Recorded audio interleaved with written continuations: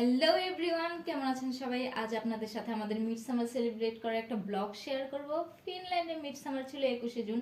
আমার জানা মতে 21শে জুন সবচেয়ে বড় দিন, আর হয়তো এই কারণেই ফিনিশরা এই দিনটাকে মিড সামার হিসেবে পালন করে। তবে এটা আমার পুরোই নিজস্ব ধারণা, সঠিকটা আমি ঠিক জানি না, কারণ আমি ফিনল্যান্ডে নতুন এসেছি।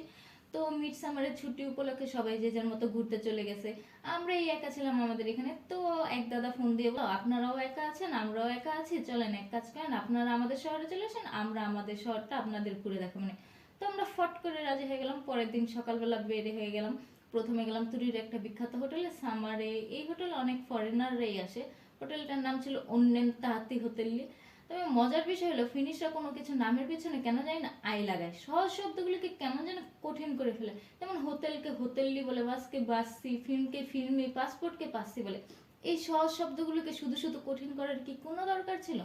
আমরা যেমন হোটেলকে বাংলায় হোটেলি বলি, বাসকে বাসি বলি, ফিল্মকে ফিল্মি বলি, কিন্তু ফিনিশরা তা বলে না।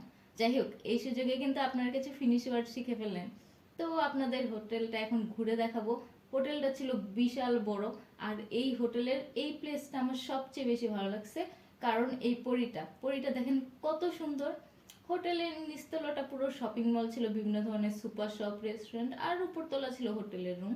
তারই এক পাশে ছিল এই ল্যাম্বরগিনিগুলো, এত সুন্দরভাবে ডিসপ্লে করা ছিল। মনে মনে ভাবছিলাম, এতগুলি ল্যাম্বরগিনি থেকে যদি আমাকে একটা দিয়ে দিত বা ভিতরে বসে একটু ছবি তুলতে দিত, কত ভালোই না হতো। যাক, বাদ দিই। আজ আপনাদের আরেকটা ইন্টারেস্টিং জিনিস দেখাবো। আপনারা হয়তো জানেন, নোকিয়া ফোনের প্রথম আবিষ্কার হয়েছিল ফিনল্যান্ডে, আর সেই কারণে এখানে নোকিয়া ফোনের শুরু থেকে বর্তমান পর্যন্ত সব মডেলের ফোন, ল্যাপটপ আছে, একদম A to Z। এই বিষয়টা আমার খুব বেশি ভালো লাগছে। এর আগেও আমরা একবার এখানে এসেছিলাম, কিন্তু তখন এখানে এত মানুষ ছিল না। আমরা এসেছিলাম ক্রিসমাস ডে এর আগে। ক্রিসমাস ডে উপলক্ষে হোটেলটা খুব সুন্দরভাবে সাজানো হয়েছিল। তো কিছুক্ষণ ঘোরাঘুরির পর ওই দাদারা আসছিল আমাদের পিক করতে। তারপর উনি যেই শহরে থাকে সেটা আমাদের ঘুরে দেখাইছে। দাদাদের শহরটা এত সুন্দর ছিল, পুরো গ্রামের মতো ছিল। মনে হচ্ছিল আমি যেন বাংলাদেশে কোনো গ্রামেই আছি। গরু, ছাগল, ভেড়া হতে শুরু করে ঘোড়া পর্যন্ত দেখতে পাইছি। খোলা মাঠে ছেড়ে রাখছে। বাংলাদেশে যেমন সারাদিন মাঠে ছেড়ে রাখে, রাত হলে ঘরে নিয়ে যায়, তেমন। তবে আমার ভিডিও ক্লিপ নিতে মনে ছিল না। তারপর আমরা গেলাম একটা লেকে। লেকটা অনেক বড় ছিল, আর এই লেকে নাকি দাদারা উইকেন্ডে মাছ ধরে। আমি লেকটা না দেখে একটু মডেলিং করে নিলাম। এরপর দাদাদের বাসায় গেলাম, খাওয়া দাওয়া করলাম। খাওয়া দাওয়ার পর আবার একটু ঘুরতে পেলাম।